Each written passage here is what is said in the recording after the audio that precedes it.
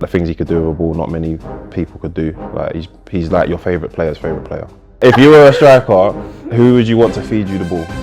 See, that's a hard question. You can't get mad at me for smiling and laughing.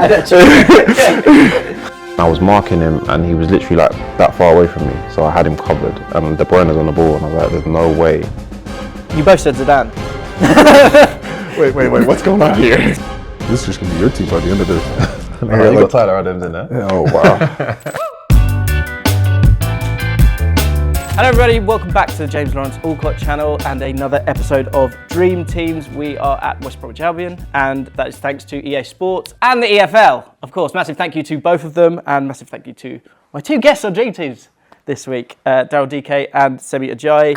We have two sets of 11s and a different kind of formation. That was a battle that we had off air, but the rest of the battles will occur right now as we talk through your two teams. Daryl's, giving me a lovely smile here. Semi, you mean business. I can see that. I've noticed that before this, and that came to pass as well when we're looking at the formations. Now, I'm pretty confident. Everyone will know from Dream Teams of the past, I don't think we've ever had a back three.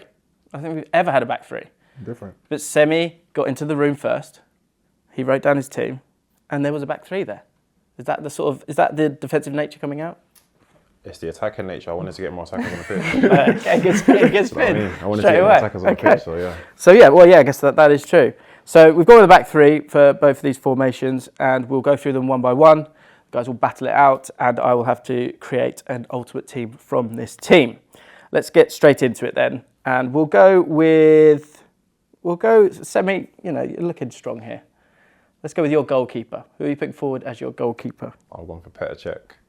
Okay, so what I've realised actually, and I said this just before we started, was, I know who you support now, to Daryl when he changed his team. Who do you support? Chelsea. Who do you support, Sammy? Chelsea. Okay, right. So it just leapt off the page here, although then you made another change, which we'll get to. Yeah. So, as a Chelsea fan, you shunned your very own Petr Cech for another goalkeeper. Who have you gone for? I chose Pedro Gallese, actually. Orlando goalkeeper. Okay. Peru goalkeeper as well, So why does Gallese? Yeah. Why does Gallese have to be in this team? Because I think he's good for team cohesion, right? He's hilarious. He can speak multiple languages, so it's all right. And then he's very good at his feet, which is very important in today's modern game, right? True. So obviously good shot stopper, everything. He has everything you need, so that's why I chose him. Semi? Petr Cech is just a walking clean sheet. I don't really think I need to say anything else. Was he at Arsenal? He was at Arsenal now. He joined after. But Petr Cech, pre-head injury, was the best keeper. I think one of the best keepers to ever play in the Premier League. His record speaks for itself. His stats speak for itself.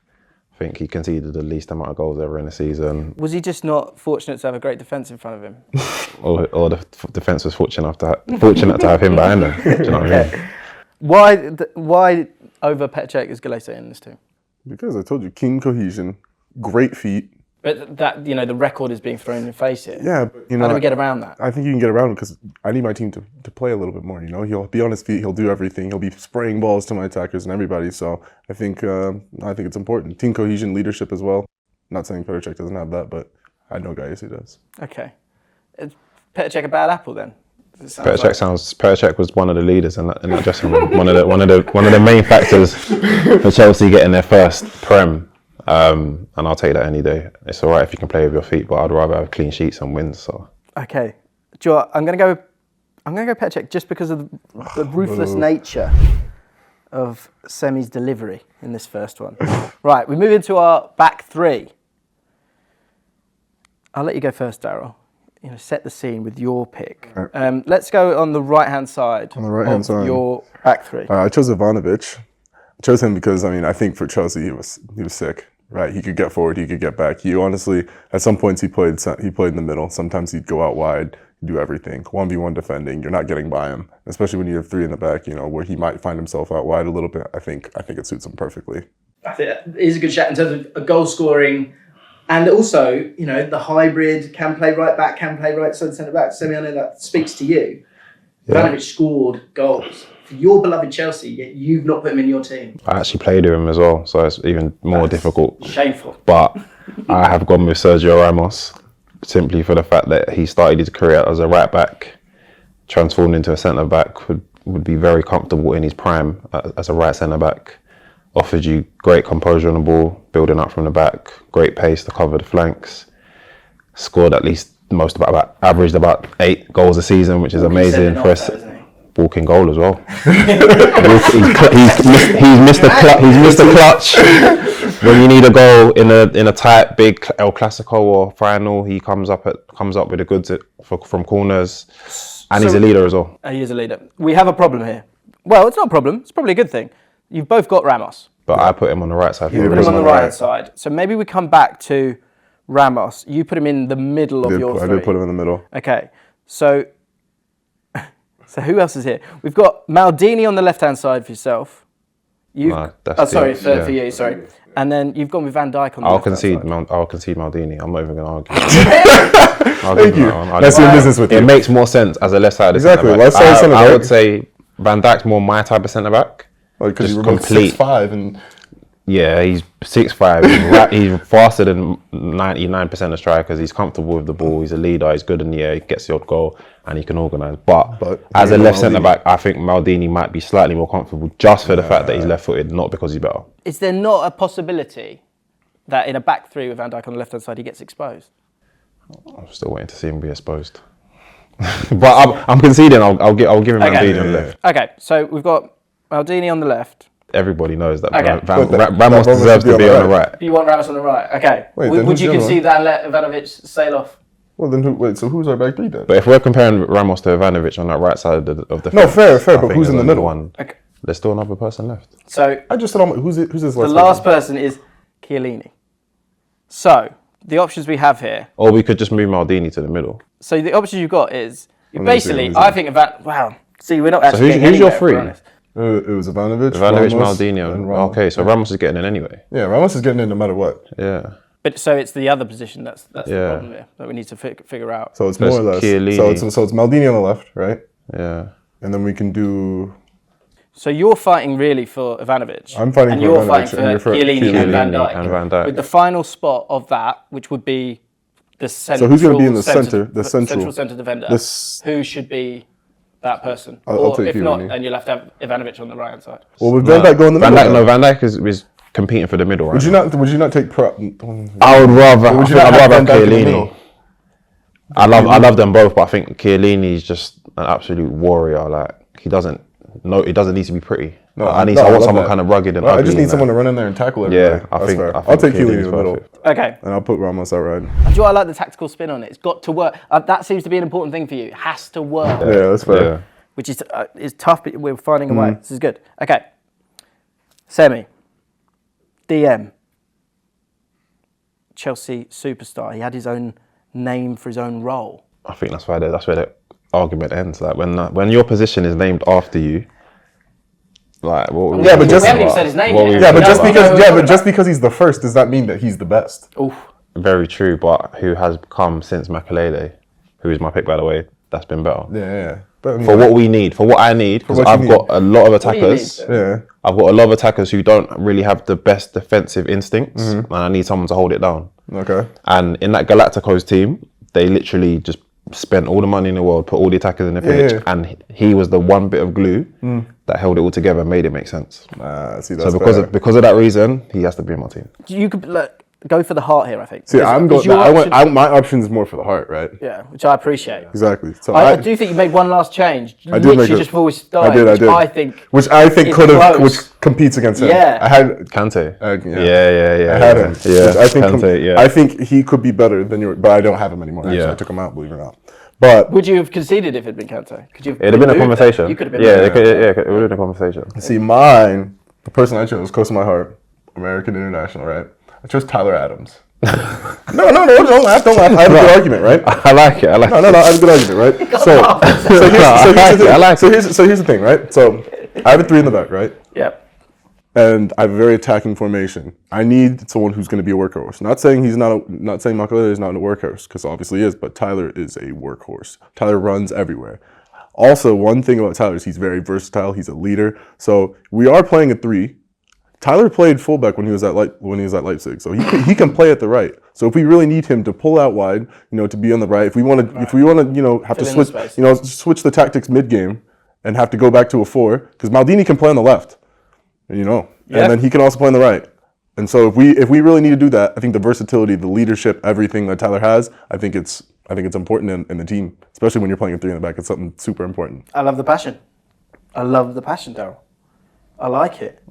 Passion or patriotism? What? Is it passion or is it patriotism? You can watch him play and see it. I know, I understand, but Murky waters we're getting. I don't think Tyler has the experience of playing in an unbalanced team where he has to do the work of 2 men. Well, that's not his fault that he's young. I know, He hasn't been put in that position. Therefore, we can only really pick based on what we've seen.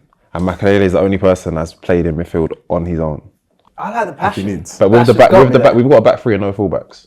Yeah, but Tyler can play fullback. That is my argument as well. So you want him to vacate the midfield? Sometimes every once in a while, but the person who's the 8, I think he can go and he can fill that void that he leaves. My 8 can do that as well, but I just want him further up the pitch because of how deadly he is. I'm going with Daryl here. I'm going with Daryl. Tyler Adams is clearly better. I like it. And the tactical analysis right there. Okay. Daryl. Okay. You're on a hot streak here. Let's keep moving. Okay. Who are you? A lot of talk of an 8 here. Okay. Who is that 8 that's going to? I chose Yaya Toure. Oh, yeah, we agree then. I chose Yaya Toure. Oh, you chose him as well? Yeah. All right. He can help in the middle as well. Come on now. Yeah, I chose Yaya Toure too. There you go. I'm glad we can come into an agreement. That's nice. Okay. So Yaya Toure, he goes in, and that was a last minute pick. And actually, I gave you an out there. Yeah. You could have gone with Kante, but you stayed strong, and you've now got 2 picks. Yeah. Well done. Right. So it's a bit of a diamond for both of you, although you've sort of drawn it more as a box. If we just tilt that a little bit, it's still a diamond. Do you know what? I'm going to let Daryl actually go first again, because of your 2 picks, I think you need to be clever with who you want to put forward first. So I want to put forward first? Yes. I put the better one, in my opinion. I put who I think is better. Okay. But I think I think the other person's more, end up playing higher on my team. Okay. So not necessarily better, but I think more for my midfield. I think he'll be more of a midfielder in this formation, and the other person will be more of an attacker. If that makes sense. Okay. Right? Do you know what I think we need to do? Because this feels like a bit of a pairing because of the balance of the whole midfield. Yeah. Put forward your 2, and then you can put forward your 2 in midfield. All right. So I put the American legend that is Clint Dempsey. Put him out there, second striker, 10. He can do everything, leadership. Yeah. So need him in there. I put Kevin De Bruyne alongside him. I think both of them will, kind of run the strings a little bit. So those are two important pieces, People I've always watched. So. And so as you say, Dempsey getting up there, helping out that single striker. You've both got a single striker. De Bruyne, bit of a free role for him. Him and Toure. Will he sometimes he'll help out Toure? Toure just goes on one of his little runs as well. De Bruyne can sit in there if he needs to. Exactly. Okay, nice. Semi, you've gone for Zidane and JJ Okocha. Yeah, I think they kind of speak for themselves, to be honest. Like, JJ Okocha versus Dempsey. JJ would have been my number 10. Zidane would have been on the left side of my diamond, but he'd have the freedom to go where he wants. Zidane and De Bruyne, I think, is a conversation. Okocha and Dempsey, I think you'd agree that Okocha deserves to be in there as a number 10. Like, well, let's tackle them. As a Okocha versus Dempsey, then. Why Dempsey over Okocha? See, my thing about Dempsey, right? Leader as well, right? I don't want a leader as a number 10. Works hard. Huh? I don't want a leader as a number 10. Why not? I need leaders all over the pitch. Yeah, but I need 11 leaders on the pitch. Bravery, isn't it? 11 leaders on the pitch. That's what I need, right? Okay. So he's a leader on the pitch. He'll get forward. He'll contribute goals. He'll come back as well. I don't need someone who, because the people who I have a little bit more out wide, those can be the people who can dribble a little bit more. I don't need another one. I need people who are going to, give the ball and stuff like that. Not saying Dempsey can't dribble, because he can. But I think I need someone who do a little bit of everything up there. So you want your number 10 to defend? Not necessarily defend, but like when I have a 3 in the back, I need workhorses in there. De Bruyne works. That's one thing that's underrated. De Bruyne works. Dempsey works. Both of them will work. And I need workhorses. I need my midfielders to be running around and doing things, I want my front 3 to have freedom. But he's a number 10. Yeah, number 10s are meant to have freedom. He can have any freedom. He can do whatever he wants. I need him to work still. But when we have the ball, you can go do whatever you need. Do you think Dempsey would be comfortable picking up the ball in between lines? Absolutely. More so than JJ Okocha? I mean, maybe. Maybe. If you were a striker, who would you want to feed you the ball? See, that's a hard question. That sounds very good. That's a hard question. Very good. You might have won it there with that. Just quickly then, why do you like JJ Okocha so much? Why is he? That's quite a rogue thing. I just love the way he played football. He was entertaining. He played for the fans.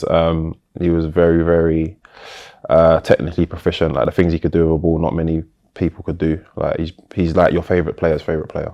Did you ever try that little, the one where he tries to... Yeah. Tried it, failed many times. Yeah, that's it. Didn't work. But I think JJ just the icon, and being Nigerian as well, I had to have JJ in my team. If you'd kept a straight face, you might have had a chance there, but I'm going to have to go with Okocha. You can't get mad at me for smiling and laughing. I know, but yeah, you broke character. It was more that than anything else. I've forgotten how to spell his name. But okay, so the other one, this is a good conversation. Zidane and Kevin De Bruyne. Now, I've seen a lot of stuff on Twitter recently where I swear, like, I don't know, 2 years ago, 3 years ago, if you had the Modric Iniesta debate, people were generally like leaning towards Iniesta. Now, it feels like people going, okay, look, he keeps doing it for so long. Do you think that could be the case here when it comes to De Bruyne and Zidane? For me, I had contemplating putting De Bruyne, but if I was going to get De Bruyne in, it would have been over Yaya. I wouldn't. For me, Zidane gets Makelele do everything. No, De Bruyne's got an engine. No, he does. You know what I mean, I don't. Your midfield makes more sense with a back four. To be honest with you, it's got too much. You don't need to have so much balance. Yeah, I do. Like De Bruyne does his bit defensively and stuff. Yeah, 100%. But I'm telling you, my front. So does Yaya, and then so does Tyler. Yeah. You defend with your whole team, no? You don't I defend with know, four but players. like, you can get some more creativity and flair in there. You know, I have enough creativity. You can't have because here's the thing about your team. You have too many people who are gonna want the ball. I want my team to want the ball. Everybody wants the ball, but you can't have too many people who just want the ball. You know what I mean? So you have to have a few people who are okay with. So you're saying De Bruyne doesn't want the ball? No, he does want the ball, but he's also okay with linking and doing other things that I need him to do. And that's what Zidane does. Some passes. Have you played against De Bruyne? I have. What's that like? Not easy. Are there moments in games like that when you're playing against Kevin De Bruyne where you kind of go, oh? Yeah, like I think there was one time, I think Gabi Jesus was playing up top, and I was marking him, and he was literally like that far away from me, so I had him covered, and De Bruyne's on the ball, and I was like, there's no way you can find him, and he's literally put the ball in, and it skimmed the top of my head and landed right on Gabi Jesus' head, who's right here, right next to me, and after that I was like, yeah, this guy's a joke. That's tough, isn't it? Yeah, like he can literally put the ball through the eye of a needle. And when that happens, do you then just go, well, let's just try our best? Yeah, I think we drew 1-1. We drew 1-1 with them one time, and he put 2 balls on the plate for them in the last 3 minutes that I don't know how they missed. He put 2 balls on the plate in the 6-yard box, and they've missed both of them. But like we were so lucky to get away with a point. Yeah, what a player, huh? Yeah, honestly. Good enough to get in the team, though? Yeah, are you helping me? No. De Bruyne is a player, but it's Zidane. He's helping me. It's Zidane. No. He's subconsciously. The only argument for me was between De Bruyne and Yaya. Did De Bruyne get in over Yaya? I think Zidane's a lock in my team. So your team is more offensive, but I think De Bruyne helps the 3 in the back balance because you still need people to work when you have 3 in the back. And plus, I know your front 3. There's no way. I've got Yaya and I've got Makelele for that. No, but you need I just think Zidane's peak is higher than De Bruyne's peak. De Bruyne maybe has longevity over him, but in terms of my dream team, when Zidane was at his best, he was the best player in the world. No, listen, I think De Bruyne can't. I think Zidane's a better player, yes, but it's a dream team. No. But I think I also, in terms of like, but my dream team, who I'd want to play with or play for or watch play, is Zidane. Okay, how about this? When all's said and done, when De Bruyne's finished his career, because the other 2, of course, have, what's your 3 of Yaya, Zidane, and De Bruyne? How do you rank them? Zidane 1. Zidane, De Bruyne 2, Yaya 3. So although you both put Yaya in, should we? No, because I think Yaya's peak was higher than De Bruyne's peak. Yeah, exactly. I think that those 2 or 3 seasons. We both just said that De Bruyne's better. Longevity, when it's all said and done. So yeah. When it's all said and done, I think at the end of the day, people will look at De Bruyne and be like, oh, he's a better player. But they'll go and look at whatever season it was where Yaya had like 20 and 20. Not 20, 20, but like... Yeah, I think it was. It was something like that. Something absurd. Okay. All right. So you both said Zidane. Wait. What's going on here? So you both said, in terms of your top 3 out of those guys, you both said Zidane. Well, because I also don't think... because Because I think De Bruyne needs to be in there. What about if I gave you an What out. about if we did Zidane and De Bruyne? So you'll take out Yaya for De Bruyne? No, instead of JJ. Nah, we need a number 10. What is Zidane gonna do? Zidane didn't really play number 10. Like, Okay, so what did he play? They played like a double 10 when he played at Madrid. Okay, It was then like you can him, have De Bruyne and him. Figo, Raul. Like, they just chucked everyone on the pitch and it worked. Because Well, they had I'm a Makelele. tactical manager. I need my players. That's why Makelele's there. Oh my We've goodness. got Makelele for the Yeah, but how about this? Oh, How shit, about Zidane and De Bruyne? Why not? Does that not work? So Zidane and De Bruyne those does are your work. options. You want to get both of them in, you have to get rid of either JJ Okocha Okocha's or gone, Yaya. man. Okay, Yaya's not Okocha going. obviously has to go because he's not as good as them. But in terms of my dream team, I want to watch Okocha play before I want to watch De Bruyne play. Okay, but I Like, watch do you want them do you want to watch De Bruyne play before Okocha? I want to watch De Bruyne play because I don't need JJ Okocha to do that when I have other players who can do what I need him to do. Okay, final out. Either we make that move. You're the judge. Yeah, I know. What I do in these rare occasions is I sort of shirk all responsibility and I'll ask the people behind the camera. So if you're happy with that, we'll go to Steve and Steve can answer what should be that lineup. Testing him, has he actually even been listening or has he been on his phone? He has been listening. Stick with JJ. Thank you. Oh yeah, his whole city. That has worked wonders for you. And then you go Zidane over KD. Oh my goodness. Sorry. I think knows I would balls. let Yaya go. No, I know. Because I like I don't think you can for the go. vibes, Okocha, just keep him in there. Okay. How different are our front threes? Your front threes are, there's one player that's the same on both. You could probably guess it. Yeah, Messi. Messi. Yep. Yeah, of course. Okay. Interesting. But the problem we have with that is one of you's got him on the, oh no, you've both got him on the right. Yeah. I think that was his peak. Okay, so Messi's in.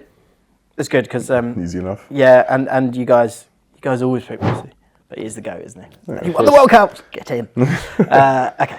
What do you want to go with? Do you want to go striker or do you want to go Striker's gonna Left be wing. last, yeah. I think I could striker go last? winger, yeah? Okay, we'll go left winger. go winger first. Yeah. Cool. Seba, you go first. I picked Thierry Henry. Probably one of the best players the Premier League's ever seen, if not the best. I think, bro, you know what? I'll give it to him. I'll say he's the best just because Ronaldo left before his peak. So yeah, Henry was just devastating, coming in off that left wing, cut inside, finesse, R1 and circle. I think that's his trademark. Yeah. He's probably skinned your favourite defender 10 times. Ivanovic. He was a leader, he was a monster.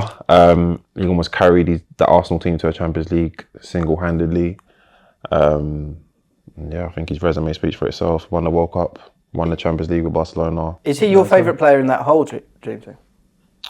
No. So I think Zidane was my favourite player. Mm-hmm. But honourable mention to Ronaldinho though. But Thierry Henry just got him over him. But yeah. Yeah. Ronaldinho, like he was Yeah. wild. I couldn't have Ronaldinho and Okocha. And I just Yeah. went with Okocha. But yeah, Henry's my left winger. One-on-ones the entire time. Just give them the ball and let them dribble at people. Henry's one of the first players I was like, you're playing in fast forward, but you're also playing in slow-mo. Yeah, really and confused I by grew it. up supporting So Chelsea, and Henry made me almost think about being an Arsenal fan because of Really? as much as I was supposed to not like him, I couldn't not like him. Like, he was amazing. good. Interesting. People be doing that with Mudryk now. But the other way around. So who have you gone for, Daryl? I chose Eden Hazard just because I think when he was playing well, I think at Chelsea he could do everything. I think he was their player. He was there.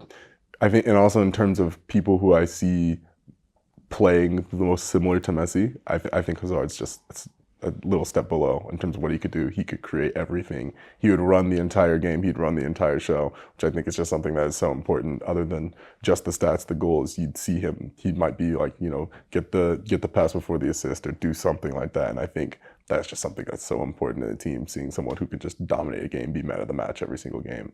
In terms of function, because I know it's been a bit of a theme in this one, is Hazard a better fit as a left winger here? Whereas Henry actually played in like a 4-4-2 and drifted out wide where there was space for him. In this team, do you actually need that bit more of an out-and-out winger than a forward? No, I think Henry is smart enough to understand where he fits in. He went to Barcelona and played on the left wing. it was him, Eto'o, and Messi as a front three. Yeah, So but you know why he played on left wing? It's because Messi would drop in, he would go in the middle, basically. No, Eto'o was up front. Okay, Samuel but Eto'o was up but front. still, he would still go up front all the time. He did not stay out wide. Yeah, I don't expect him to stay out wide in this either. But he's Wait, going so to you're start gonna off have the left. you're gonna have 7 players in the middle? No, he starts off the left. Even as a striker, he would drift to the left, and that's like he'd run. He's not the kind of striker that wants to be back to the goal Okay. against the centre backs. He'd drift away from the centre backs, get the ball, turn, and then Of course, okay. do damage. You're talking about some people who you want him. I don't think he's going to necessarily just stay out. I'm putting him in his most comfortable position. That's where he likes to pick up the ball, so I'm putting It does, but I think he's more of like not even like a second striker, but he comes in off the left. He's not just like an out and out winger. Well, he did it. I don't necessarily. He did it for Barcelona and won the Champions Hazard- League. So It's close with Hazard as well because he would kind of do the same thing. You know, you guys are building a very narrow team here. Actually, we're low on width. yeah, I think width is a thing of the past. There's not many wingers that take the ball to the byline and cross it anymore. So True. Yeah. I don't mind it. I've got to go with Henry. I'm sorry. He's so good. So good. Yeah. And also, I guess he kind of can come in and be another striker alongside the central striker. So, Daryl, I'm sorry.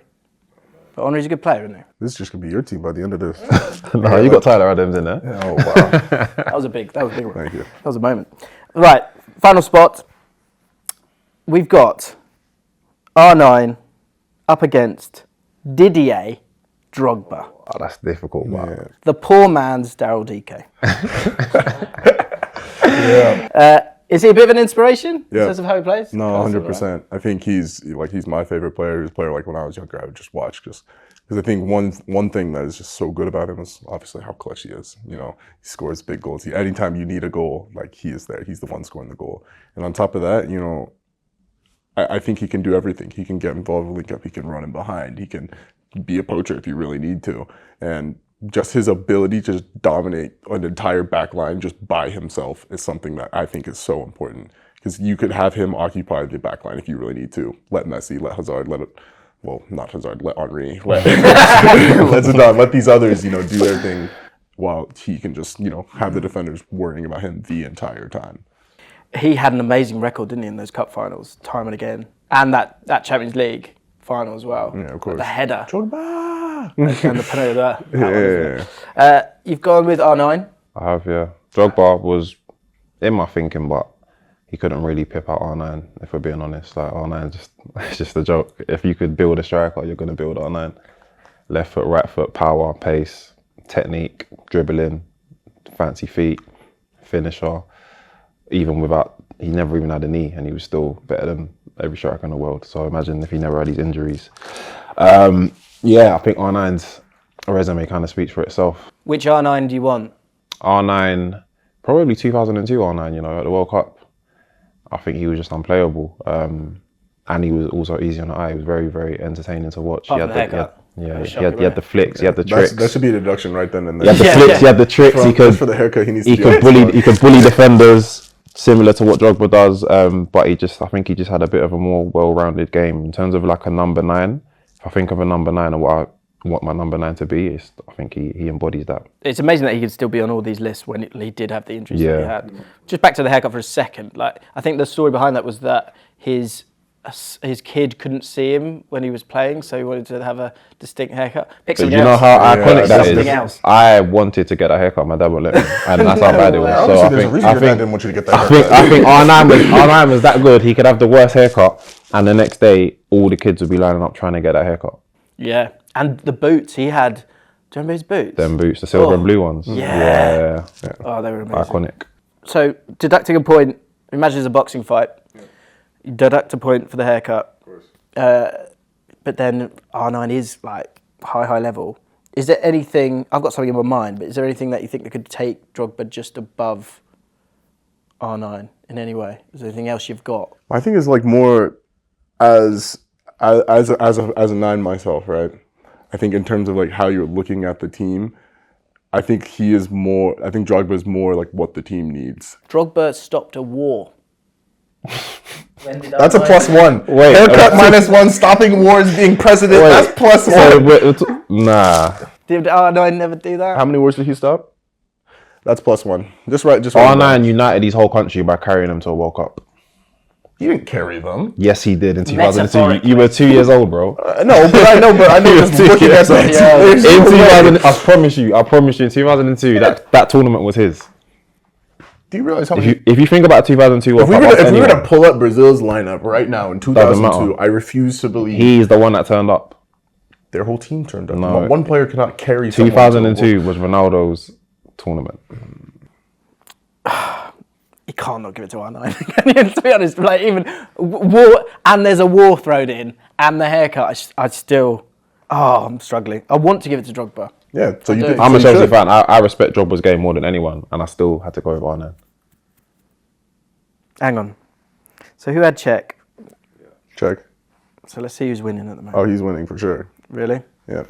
We're going Didier. We're going Drogba. Out of the kindness of my heart. How sweet. Stopped a war. It's giving me handicaps. Stopped a war, Semi. Stopped a war. Right. And final question. Off the top of the dome. And you don't have to battle it out here, but who's your manager? Not yourselves. I'll give it to Jose. I think Jose's 04, 05 Chelsea team when he was at his peak and he was just talking to the media, telling them like he was amazing, man. He was so confident, like his arrogance just rubbed off on the team. I'll give it to Jose just because of his charisma. I'll give it to Pep Guardiola. I think when a team is that good and a sick team, I think he gets the best out of them. And he's also shown that when he has Messi specifically in his team, he can win anything. I mean, he was winning Champions League. He was beating Mourinho when he had Messi.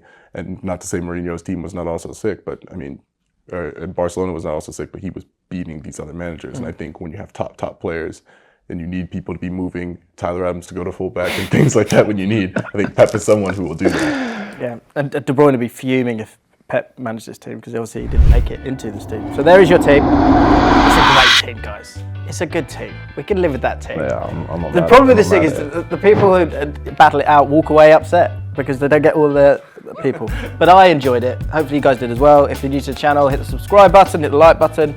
Guys, thank you so much. Thank you. Thanks for having us. And we'll see you next time on Dream Teams.